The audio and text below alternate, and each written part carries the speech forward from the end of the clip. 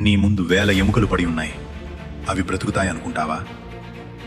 మరణం అంతే అనుకున్న సమయంలో దేవుడు ఏం చేశాడో తెలుసా? ఏహెచ్కేలుతో దేవుడు ఒక అద్భుతమైన కార్యం చేశాడు. అదేంటో మనం చూద్దాం. చీకటి లోయ ఒక నిశ్శబ్దమైన రోజు. దేవుని ఆత్మ ప్రవక్త ఎహెచ్కేలుని ఒక లోయకు తీసుకెళ్ళింది. ఆ లోయలో జీవం లేదు. ఎక్కడ చూసినా ఎండిపోయిన ఎముకలు మాత్రమే. గాలి కూడా భయంకరంగా నిశ్శబ్దంగా ఉంది. అది ఒక ముగిసిపోయిన స్థితి. ఆ సమయంలో దేవుడు ఎహెచ్కేలుని అడిగాడు, మనిషి కుమారుడా, ఈ ఎముకలు మళ్ళీ బ్రతుకుతాయా? ఎహెచ్కేలు చూశాడు. అవి పూర్తిగా ఎండిపోయాయి. అతను సమాధానమిచ్చాడు, ప్రభువా, నీకే తెలుసు. ఆజ్ఞ. దేవుడు అన్నాడు, ఈ ఎముకలపై ప్రవచించు.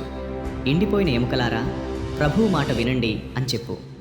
ఎహెచ్కేలు భయపడలేదు. అతను ఆజ్ఞను పాటించాడు. కదలిక. ఒక్కసారిగా గడగడ అనే శబ్దం వినిపించింది.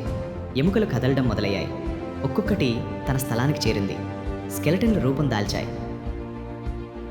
రూపం కానీ జీవం లేదు. తర్వాత మాంసం, చర్మం వచ్చాయి. ఇప్పుడు అవి మనుషుల్లా కనిపించాయి, కానీ జీవం లేదు. అవి కేవలం శరీరాలు మాత్రమే. ఆత్మ ప్రవేశం. దేవుడు మళ్ళీ అన్నాడు, ఆత్మను పిలువు, ప్రాణం వచ్చి వీటిలో ప్రవేశించాలి. ఎహెచ్కేలు ఆ మాట చెప్పగానే గాలి వీచింది. ఆత్మంది, ఆత్మ వచ్చింది. అవి ఒక్కసారిగా శ్వాస తీసుకున్నాయి.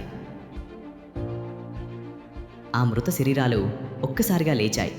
అవి ఒక గొప్ప సైన్యంగా నిలిచాయి, బలంగా, జీవంతో, సిద్ధంగా. అసలు అర్థం, ఇది కేవలం కథ కాదు,